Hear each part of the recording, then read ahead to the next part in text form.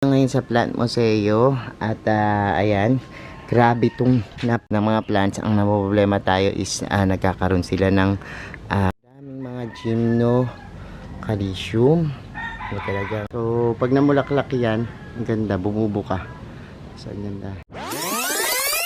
Hello everyone, this is Sir Misunaw, Pini Dino Park and Eco Garden, and welcome back sa ating YouTube channel. And for today's video, ano nga ba gagawin natin? Nandito tayo sa Plant Museo ng Doktora ng Bayan at titingnan natin yung mga halaman niya dito kasi today yung schedule namin ng pagre-repat ng kanyang mga na-mine na plants, ano.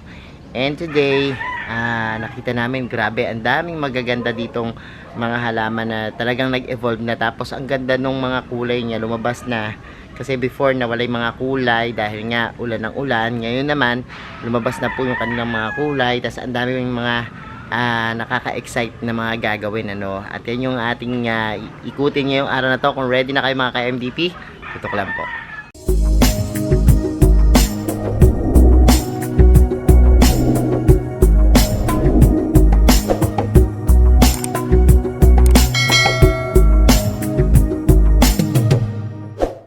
And we're back mga ka-MDP at ngayong araw na to, yan, ikot tayo dito, no, sa Plant Museo. Pakita natin yung mga latest updates ng mga plants. And merong mga iba dito, nagsianak na, tumubo na. Grabe yung mga pagbabago, no.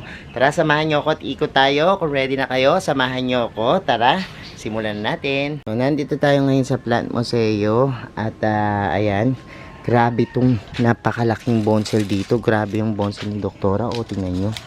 Sobrang laki na. Kaya lang napansin ko may mga puti na namumuano. Ganyan talaga pag medyo lesser yung dilig ng mga plants. Ang problema tayo is nagkakaroon sila ng parang pamamahay ng mga insekto tulad ng aphids, mealybugs, yan, no. Pag lesser ang dilig natin sa plant. So yan, medyo maingat tayo pagdating dyan. Kaya dapat sprayan na yan ng mga insecticides, no, or fungicides para hindi na magtuloy-tuloy. At the same time, syempre napakalaki na ng mga ano natin. Kaya lang meron sa mga gilid na natutuyo, no, yung ating mga golden barrel. Tapos ang laki na rin ito. Tulo ko. Oh. May mga umuusbong siyang ganyan. Tapos ayan, ang nakalaki na. Tapos ito, ang daming mga gymno calcium. Talagang yan, ang gaganda ng kulay. Tingnan nyo, oh, na-develop na uli yung yellow na kulay.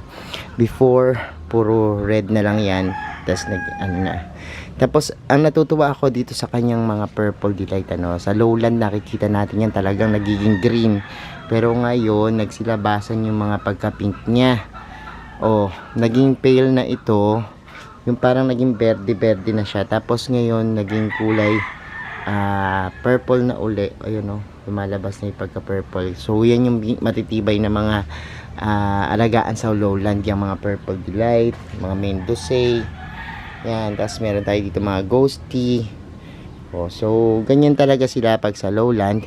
Pero ang nakakatuwa kasi sa kanila yan, kapag halimbawang talagang yan, tumatagal sila, nagkakaroon sila ng mga kulay-kulay din, ano. And natutuwa ako din dito, itong ating mga yan, cactus na nakasabit. Yung mga rat's tail natin, kita nyo, ang ganda. May mga lumalabas na ng mga suloy-suloy, oh.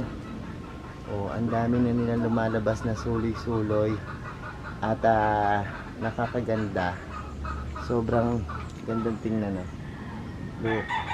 Ang dami ng mga sapot-sapot kasi ang hirap tanggalin kasi nga matutuso ka. Pero pwede yan, brush yung gagamitin natin, oh. Anyways, ang haba na rin itong mga ano niya, oh. Grabe. Tingnan nyo, oh, kung gaano kahahaba. Umabot na nga ito ng lupa. Tapos ang ginawa namin, kinat na namin. Tapos ayan, kasi meron naman nabubuo pag string of hearts, may namumuong parang mga bilog-bilog na parang singkamas dun sa kanyang pinaka strings. Tapos ang ginagawa natin is ayan, tinatanim natin para mas kumapal, o nilalagay natin sa ibang paso. Yan, yung mga strings niya. Ito sinabit na uli namin kasi sumasayad na sa lupa. Tapos Ito yung Christmas cactus niya. O, tingnan nyo. So, yan yung Christmas cactus na bihira nating mapabulaklak dito sa lowland, ano. Pero ayan, kita nyo naman, variegated siya. Tapos yan, unti-unti na siyang nagkakaroon ng mga buds. So pag namulaklak yan, ang ganda, bumubuka. So ang ganda, yan. And ang lalaki na rin ng mga ganito niya, Tapos dito may mga collection siya ng snake plants tsaka house plants. Kasi dito, yan, medyo malilim, tapos nauulanan siya. So laki ng mga ano niya, diba? So ang dami naming iriripat sa mga namay ni Doktora, yan. So paano yan? Mga supot pa dito.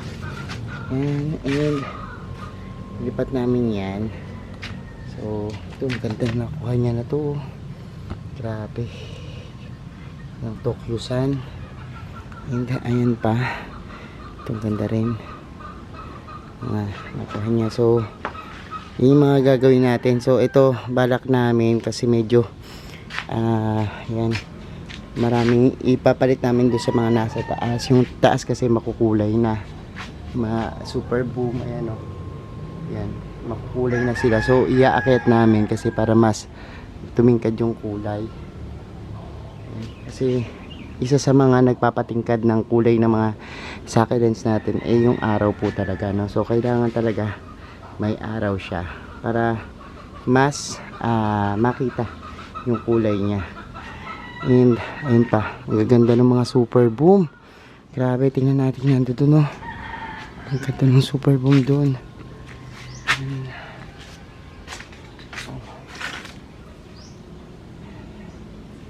And yung mga cactus niya rin dito, ang ganda, dami na ring suloy, ginupitan na namin yung iba niyan. Pag naggupit kayo ng cactus, pugot ang method ang tawag dyan, ang tendency ng mga pinagputulan ay magkaroon ng mga yan, maliliit na mga babies. So kaya napaparami kasi kapag pinutol, minsan 2 or 3 mga babies yung sumusuloy dun sa kanyang mga pinagputulan.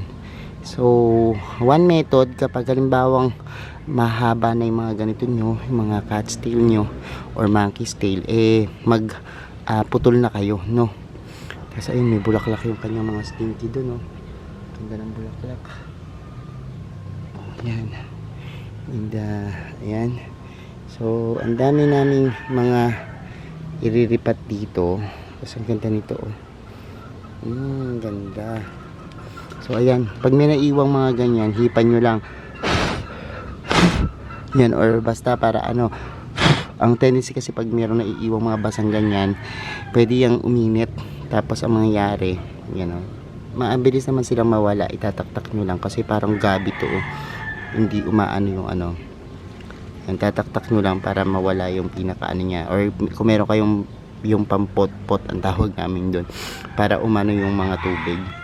Pag uminit kasi tubig, pwedeng masira yung mga succulents, So yun yung mga ilang key tips pag-aalaga nitong mga succulents dito sa lowland. Tingnan nyo, diba, yung mga farina, may mga nag-develop na bagong farina. So kusa naman lumalabas yan kung yung talagang mga succulents nyo ay talagang tumatagal dyan. Pwedeng mag-develop yan ng farina. Yun yung kanyang panlaban sa kanina nakita nyo yung tubig, pag tinaktak mo lang nawawala kaagad kasi yan, waterproof yung mga farina. Tapos sa sunlight, sobrang sunlight, yan ang panlaban nila, parang mga nila yan, mga sunscreen. Tapos yung sa mga aphids, 10 millibags, panlaban din yan, yung mga puti-puti na yan, nasa mga dako nila. So huwag yung tanggalin yan, maliban na lang baka akalain yung mga aphids paparina pa, pero ang farina kasi yan yung makikita yung pinaka parang pulbos na powdery yung sa kanilang mga dahon. So ayan na, at may mga butterfly na lumilipad dito sa garden at museo ni Doktora. And yan lang naman yung ating vlog ngayon. binigyan ko yun ng update kasi ayusin natin, tapos after natin mag-ayos papakita ko ulit sa inyo kung ano yung mga pagbago dito sa ating museo, no? So yan po. So ayan mga ka-MVP, napanood nyo na yung ating vlog at nakita nyo na yung mga plants dito, no? Yung mga succulents natin, and abangan nyo yung aming pagre-repat, pag-aayos, kasi yan monthly iniiba-iba namin yung posisyon at inaayos namin yung mga halaman dito, no? Para na rin niya, para ma-maintain natin sila dito sa lowland. Thank you so much sa inyong panonood, sa lahat na nagla-like, nag-share at nagko-comment sa ating mga videos. Sa mga hindi pa po nag-subscribe sa ating YouTube channel, kung beta medyo po ganitong usapan, plants and gardening, mag-subscribe na po kayo, no? Huwag niyo pong kalimutang i-hit yung notification bell para laging updated sa aming latest uploads, pati po sa iba't iba nating social media account, sa ating TikTok, Instagram, Facebook pages. Search lang po Hermes Sunaho or Mini Dino Park in Egg Garden, makikita niyo na yan. Salamat ng maraming mga ka-MVP, and this is Hermes Sunaho nagsasabi sa inyo ng happy planting. Bye!